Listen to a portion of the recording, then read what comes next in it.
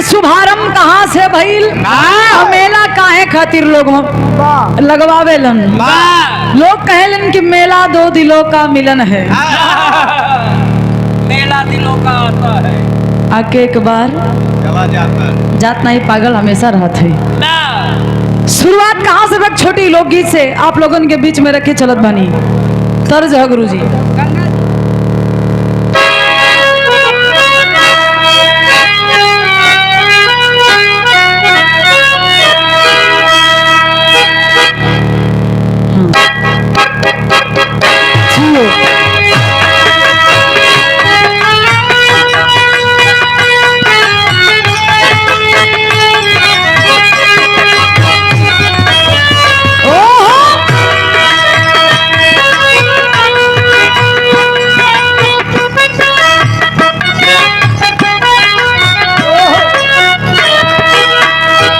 गीत के स्वर्गीय दादा राम कैलाश गुरु जी प्रयागराज की धरती से गाकर इस दुनिया को छोड़कर चले गए।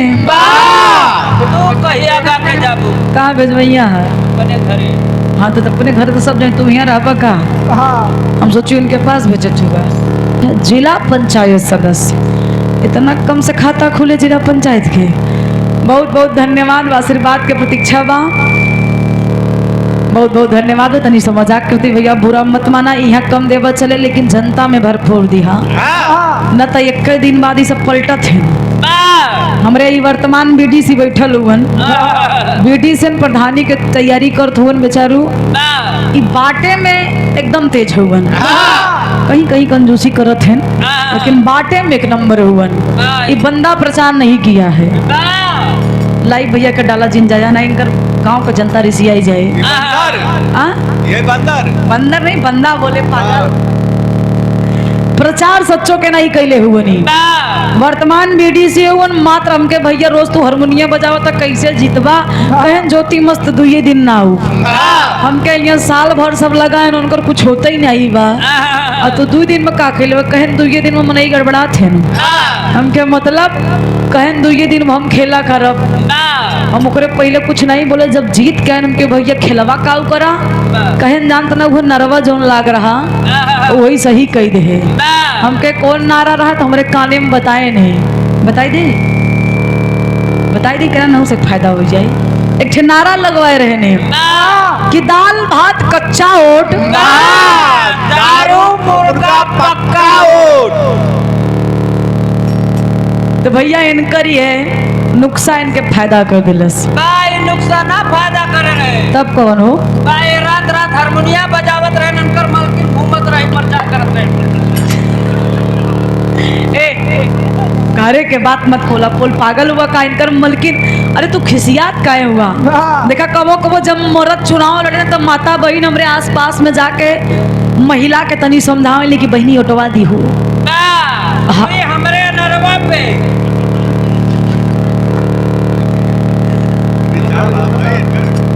देखा आप लोग हंसा, देखा बेचारे गुस्सा लगा। इनका चुनाव चिन्ह जो चुनाव निशान रहे, इनका चुनाव निशान रहे अनार। ते में बुरा लागे वाली पागल कौन बात बा? जब चुनाव के नाम न बताओ चुनाव निशान के तो वोट के था बदी। हाँ तो इनका चुनाव निशान अनार रहे। बेचारा खली मिले इनके, अब की वो खली मिली।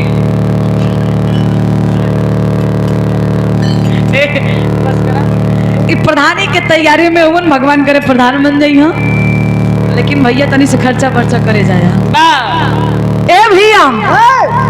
लेकिन है गीत स्वर्गीय दादा राम कैलाश गुरु जी वे समय में गौलन जब प्रयागराज में नहावन चालू रहे। कैसे गौलन भैया?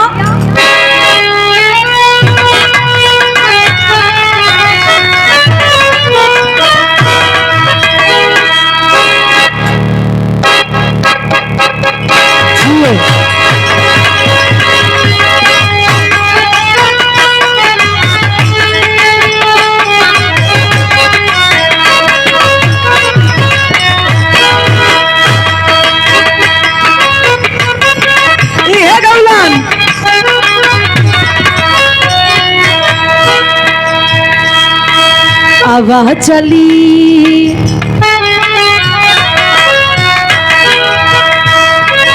अब चली गंगा नहाय हो घोड़ैया मैलैला माला।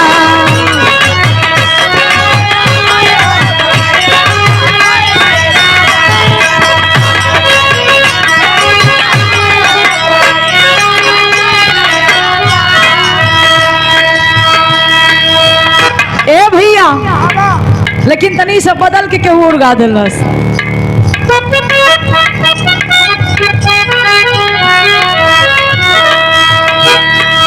गंगा जी के तनो नहाइबा। दरोगा भैया सोवता के जगत है। बिहार वाली भौजी कहले रहली गंगा जी के तनो नहाइबा पतर तिरिया ना पैबा राजा।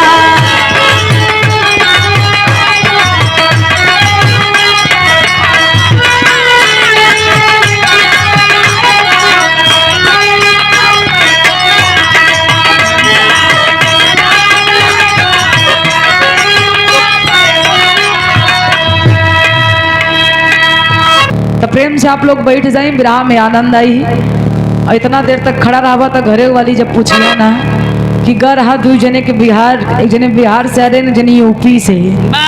यूपी बिहार के लड़ाई में केकर बढ़िया रात कहिए का जे सुने रही है ठीक ठाक वो तो बता दें आज ना सुने रही है जेकर गोड़े में सूजन आए रहे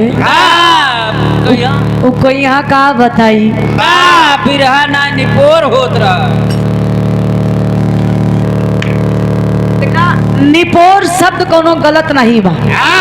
कबो कबो घरे में हमारे माई बहन जब खिसिया थी तो कहिए कारे दांत निपोरे है भैंसी के चारा नहीं डाई पाओत है तो निपोर कोनो गाड़ी ना हो तो ये सब मत कहो भैया। मलकिन हरे से हाथ जोड़ के निवेदन में बैठ ही जा ना तरतिया खराब हो तो जोन ओकर सदुपयोग कैला दुरुपयोग ना हो पावे।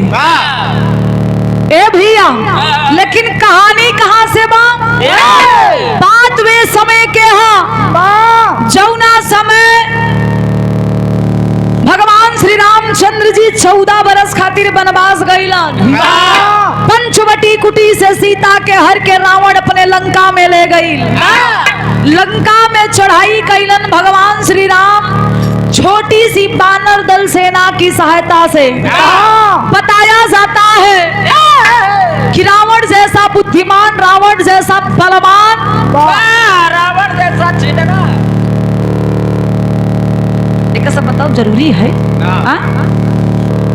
अच्छा अच्छी चीज इंसान नहीं ग्रहण करत, बुरी चीज बहुत जल्दी ग्रहण हो जाता। धर्म के गार्जियन श्री विक्रमाजीत मौर्य खड़ारी के ऐतिहासिक धरती से शानदार 101 रुपया के आशीर्वाद बहुत बहुत प्रणाम बा। सच्चाई बा, अच्छी बात बोलबा तो पल्ले ना ही पड़ी। एक आध ठोई में खराब बात बोल दा रात भर गुजत रे फलनमा ऐसे कहे सा। देखा रावण के अंदर क्वालिटी, वो राक्षस भले ही था लेकिन उसके अंदर क्वालिटी भी थी। वो बहुत बड़ा पंडित, बहुत बड़ा विद्वान, बहुत बड़ा ही बलवान शक्तिशाली राजा था। मेहरारू के पीछे पड़ रहेगा। वो भी उसकी शौक थी। ए भैया रावण उसके अंदर जब घमंड आया, अहंकार आया, वहीं से उसका विनाश निश्चित हो गया। इंसान के अंदर जब घमंड आता है, अहंकार आता है तो समझ लेना उसका विनाश निश्चित है। रावण के अंदर घमंड आया कि धरती पे हमसे बढ़कर कोई बलवान नहीं है। धरती ही नहीं बल्कि पाताल लोक में, देवलोक में हमसे बढ़कर कोई बलवान शक्तिशाली नहीं है। यही के घमंड में सीता जी के पंचवटी कुटी से उठा के अपने लंका में ले गई। भगवान रामचंद्र जी छोटी सी बानर दल की सेना की सहायता से लंका पे चढ़ाई कर दिए। लंका में बतावल गई बड़े से बड़े बलवान वीर योद्धा रहलन लेकिन सब धराशाही हो गईलन। आखिरी में बचल के रावण। भगवान श्री राम और रावण में लड़ाई छिड़ल बा। होखत का बा गुरुजी? गीत में लिखे के पड़ल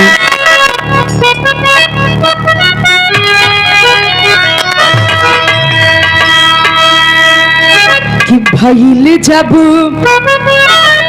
लंका में लड़ाई, अरे भइल जब लंका में लड़ाई, सोचई रघुराई विपिन में।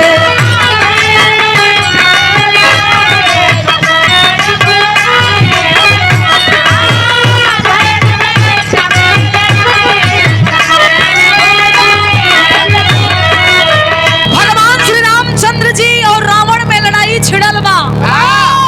रावण अपन ताकत अजमावत हुवन। हर भगवान श्री राम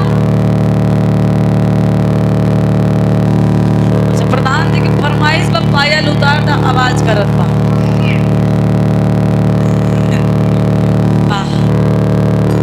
ए भैया अपन अपन खुशी में प्रधान जी के फरमाइश में पूरा हो जाए। यार भगवान श्री राम अपन शक्ति अजमावत हुवन और रावण अपन बल अजमावत बा। भगवान राम जी परेशान हो गए कि रावण के वध होई त होई कैसे। यार रावण पायल उतारे देखा क्या बताइए ए भैया क्या करबा। भगवान श्री रामचंद्र जी विभीषण से पूछत हुवन कि रावण का वध कैसे होगा। विभीषण जी हंस के कहलन प्रभु आप दुनिया के मालिक हैं, लेकिन आप एक तरफ गलती भी कर रहे हैं। कहलन वो कैसे। कहलन तनी सा नजरिया उठावा, रावण के रथ के ऊपर देखिए।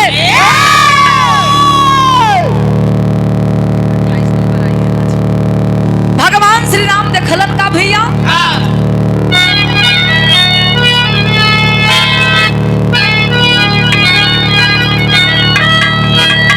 अरिया ये विभीषण तब भेदवा बताए।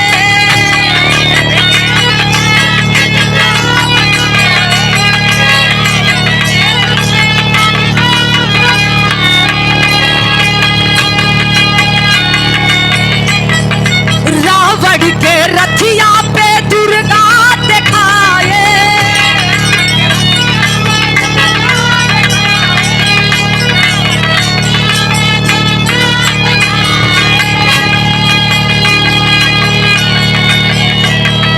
कतहु से फूल ना मंगाई,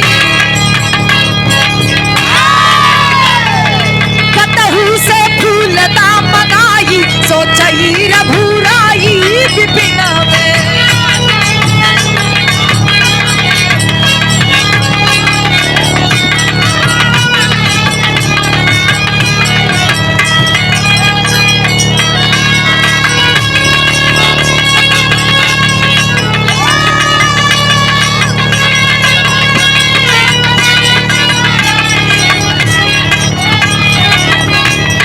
जियो जियो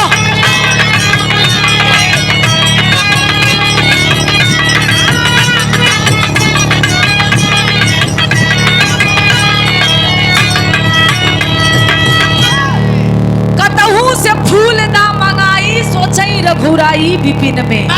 विभीषण जी कहलन के प्रभु रावण के रथ पे साक्षात दुर्गा के निवास बा। जब तक रावण के ऊपर माई दुर्गा के हाथ रही तब तक केहू उनकर बाल बाका ना कर पाई। ना देवता हेलो अब बस अब मत छुआ, कुछ छोड़ दा। भगवान राम जी कहलन तब विभीषण कहलन एक उपाय है। एक तालाब से किसी एक तालाब से 9 कमल का फूल मंगाइए, उसी 9 कमल के फूल से माँ दुर्गा को प्रसन्न करिए। ये नहीं बाकी एक ही तालाब से ठेले ले कई तालाब से ठे, ऐसा नहीं। एक ही तालाब होना चाहिए, उस तालाब में मात्र 9 कमल के ही फूल हो। हनुमान जी खड़ा बोलन कहलन प्रभु आपको चिंता करने की जरूरत नहीं है। जब तक ये आपका दास है तब तक आपको चिंता करने की जरूरत नहीं है। लेकिन समस्या एक है, ऐसा तालाब मिलेगा कहाँ जिस तालाब में मात्र 9 ही कमल के फूल हो। हनुमान जी कलन फिर भी कोनो बात नहीं बा, जब तक शरीरी में जान बा तब तक आपके सेवा में हाजिर बानी। हनुमान जी निकल पड़ले खोजे खातिर, इधर से उधर खोजलन लेकिन कहीं अता पता आखिरकार मिलल कहवा, रावण के सोने के लंका के जस्ट पीछे एक तालाब रहल, वही तालाब में मात्र 9 कमल के फूल रहल। हनुमान जी हुए 9 कमल के फूल के लेके औलन, और जब 9 कमल के फूल लेलन हे पंचो फिर प्रभु श्री राम के दिलन। हनुमान जी से राम जी पूछत उनके, हनुमान ये फूल कहाँ से मिला? हनुमान कहलन, प्रभु आपके जो शत्रु होवन रावण, उन्हीं के लंका के पीछे कमलगिरी नामक तालाब से फूल मैंने लाया है। राम जी सवाल कर देते हैं कि हनुमान जी आप हमारे दुश्मन के तालाब से फूल लेके आए हैं, क्या उसने आदेश दिया है? हनुमान जी कलन बिना आदेश के फूल के कमल के फूल ना लाइल बनी। रावण के आदेशानुसार मैंने ये कमल का फूल लाया है। रावण भले ही अत्याचारी रहा लोई, घमंडी रहा लोई, लेकिन पुण्य काम के लिए उसने कभी मना नहीं किया। आज कमल के फूल लौलन भगवान श्री राम पूजा करत हुवन। 1 दिन बीतल, 2 दिन बीतल, 3 दिन बीतल, 4 दिन बीतल, 5 दिन बीतल, 6 दिन बीतल, 7 दिन बीतल, 8वां दिन पूजा करके भगवान श्री राम विश्राम करत हुवन। माई दुर्गा कालीन 8 दिन ही तो पूजा कर लेलन, कल तो आखिरी बा एक ठे खिलवाड़ करब। वही 8 दिन रतिया में माई दुर्गा खिलवाड़ कैलिन। का भैया?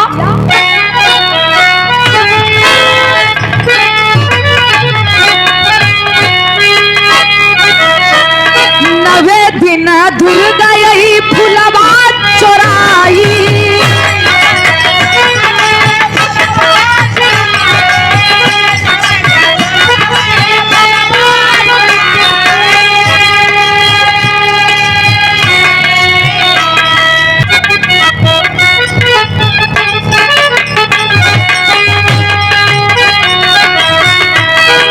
पूजा भइल व्यर्थ नमा सोच राघुराई।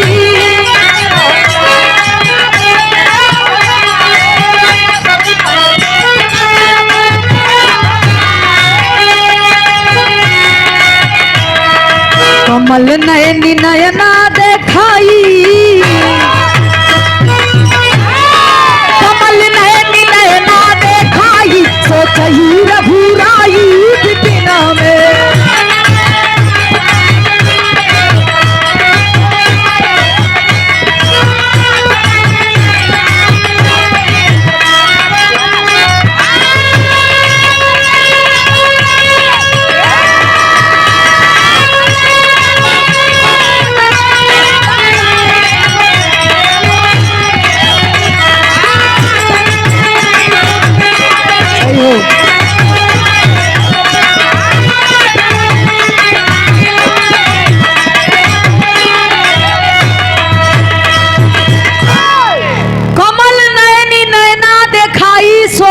रघुराई विपिन में।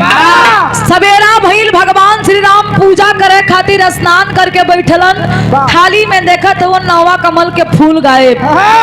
चिंता हो गई कि 8 दिन के पूजा हमार लागत अब व्यर्थ हो जाई, हमार सीता हमके ना मिली। हाँ माई दुर्गा ना प्रसन्न हुई। हाँ राम जी सोचते हुए तब तक वही थरियवा में पानी रखल रहे, वही पनिया में राम के चेहरा लौके लगल।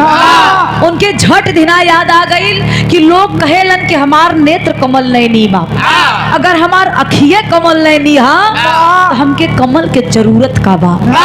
भगवान श्री राम देरी ना करते हुए एक ठे तीर निकलन और तिरिया अपने अखिया पे लगौलन।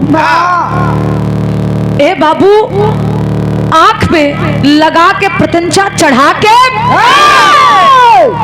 अपन आंख निकाले की कोशिश की। माई दुर्गा प्रसन्न हो गई।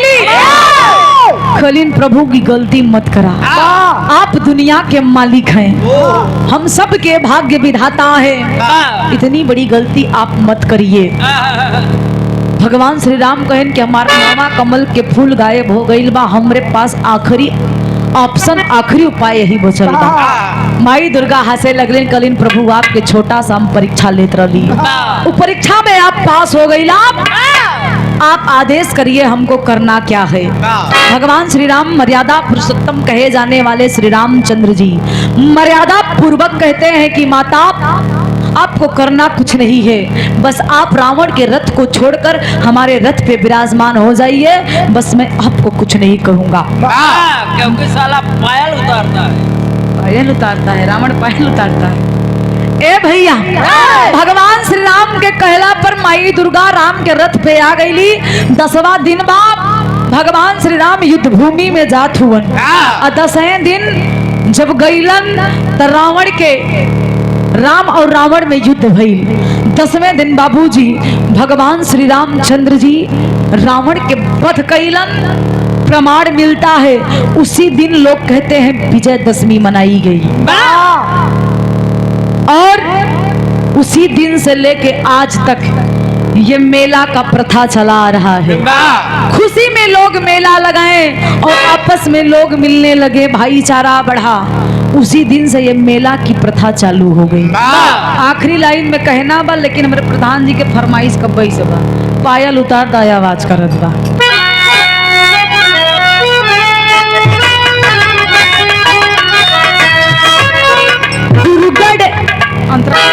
गुरुगढ़ सराम लाल नवा फुलवा के पाए,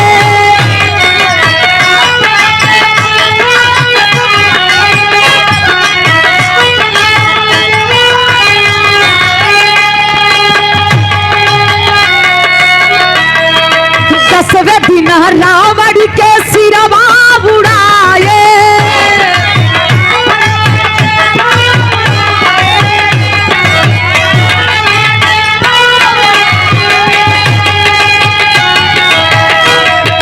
ज्योति ओ सिरवा झुकाई,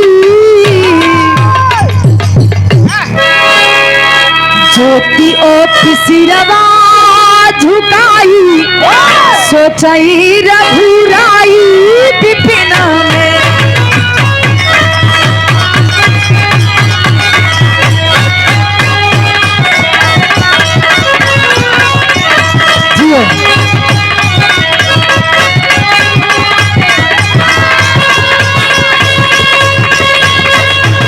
बहुत अच्छे।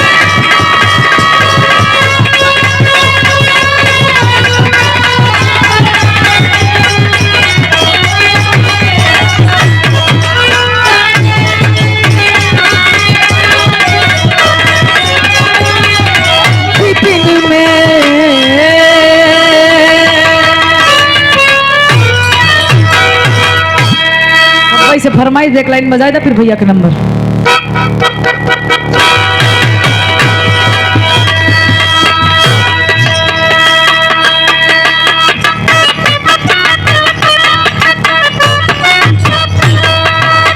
प्रधान जी कहाँ गए?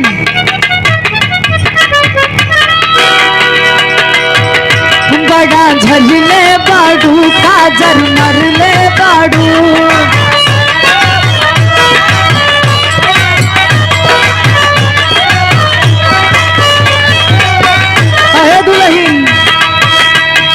मरद अपने दुल्हरी से कहा था, बड़ा झरले बाडू काजर मरले बाडू,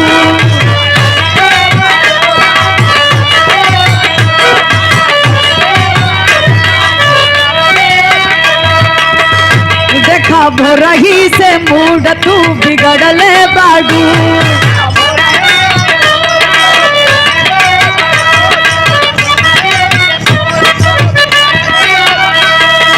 देखे हमारे धर्म के बड़े भैया पेट्रोल पंप के शानदार मैनेजर हमारे पप्पू भैया की तरफ से शानदार, ये पप्पू भैया बेलवार के ऐतिहासिक सरजमी से ये शानदार 100 रुपया के आशीर्वाद का तुवन। बिहार में इलेक्शन चला था, बिहार में एक सीट तो कन्फर्म है, हाँ जो आजकल तो हल्का मचूले बा, और बाकी सब कन्फर्म रही। हमारे राष्ट्रीय अध्यक्ष माननीय अखिलेश भैया के दोनों धरती पे आगमन हो गई बा, वो धरती पे सफलता जरूर मिली। बहुत बहुत धन्यवाद भाई 100 रुपया के आशीर्वाद। गड़ा झरले बाड़ू काजर मरले बाड़ू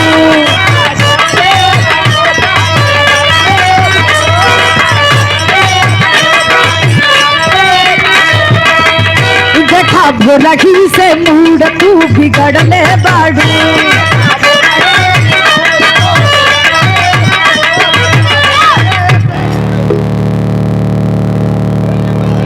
श्री राम मकबाल यादव भूतपूर्व जिला पंचायत सदस्य मुगराबाद शाहपुर के ऐतिहासिक सरजमी से शानदार 201 रुपए का आशीर्वाद गार्जियन के बहुत बहुत प्रणाम हो।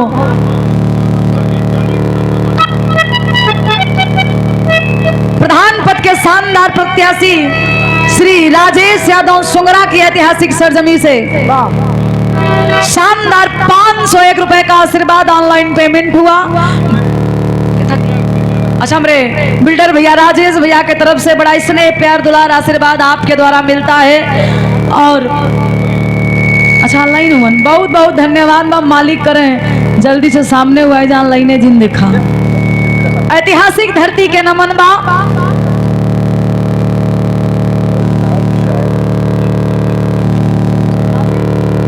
खड़ारी के ऐतिहासिक धरती से बड़े भैया अरुण सरोज जय साहब आपकी तरफ से शानदार 501 रुपए का आशीर्वाद बहुत बहुत प्रणाम हो। उपस्थित जनता जनार्दन के बहुत बहुत प्रणाम आशीर्वाद के कामना हो। कहे दुल्हन का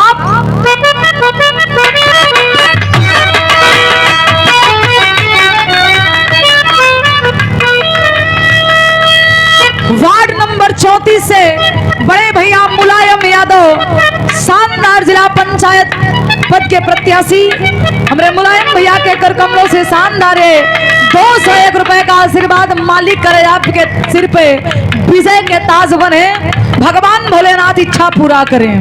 कहे का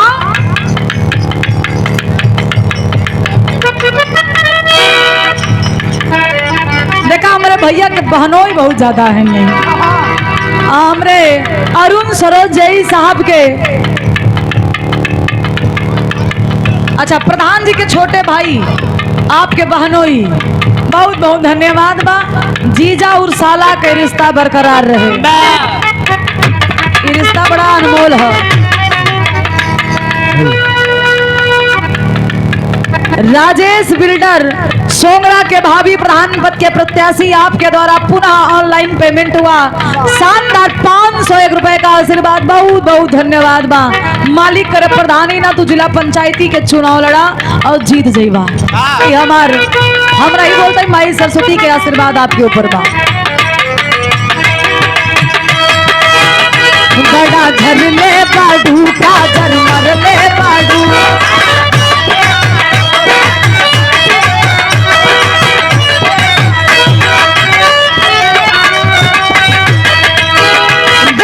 रही से नींद बिगड़ले बाडू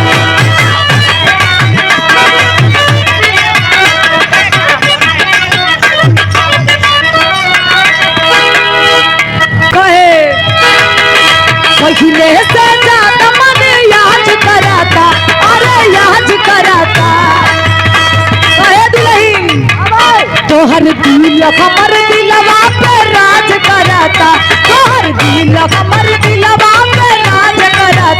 राजा पायल उतार दी आवाज कराता राजा पायल उतार दी।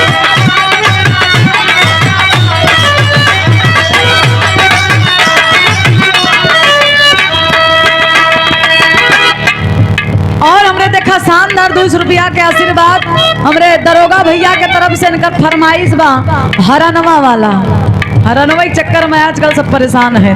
वार्ड नंबर 35 से भावी जिला पंचायत प्रत्याशी जिला पंचायत शानदार प्रत्याशी श्री कपिल देव यादव सुंगरा के निवासी हैं आपके द्वारा शानदार 501 रुपए का आशीर्वाद ऑनलाइन पेमेंट हुआ है बहुत बहुत धन्यवाद। भावी जिला पंचायत सदस्य वार्ड नंबर 34 से मुलायम यादव आपके तरफ से 200 रुपए का आशीर्वाद बहुत बहुत धन्यवाद बा।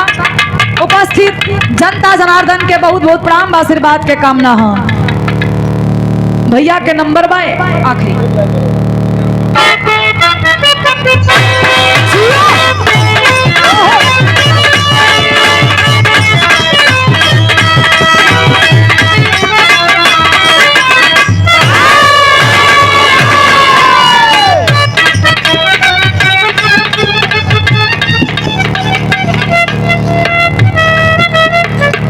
भैया के नंबर 3 से एक लाइन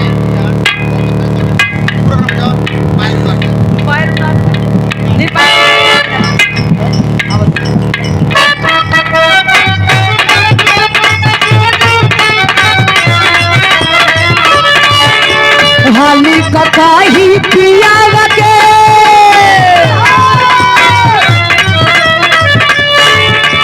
हाली ककाही पिया के बिना चलुए इंजन चापाता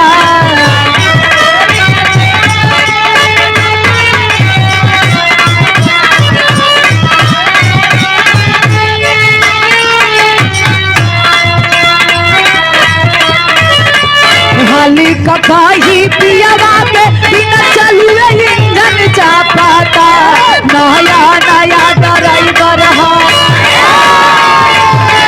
नया नया ड्राइवर हो हर नवाई धाई धाई दा कहता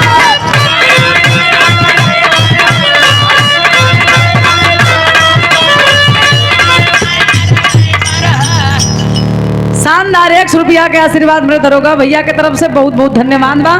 उपस्थित जनता जनार्दन के प्रणाम बा। भैया के नंबर बा बहुत बहुत धन्यवाद। एक बाद हो जाए भैया प्रधान जी के साला हुआ ना हाँ तो साला हुआ तनी से सही सरा भैया प्रधान जी के आप सम्मान हुआ भैया के हो जाए फिर हम गा दे कोनो दिक्कत नहीं बा। देखा सिस्टम बा हाँ प्रधान जी के नाम पे ही हरनवा दावता ई गीत पे खुश हो के शानदार 100 रुपये के प्रधान जी धर्मेंद्र सर प्रधान जी कहाँ गईला बहुत बहुत धन्यवाद बा भैया बैठा बैठा बैठा बैठा बैठा देवता सुनला बिहार से आई लोग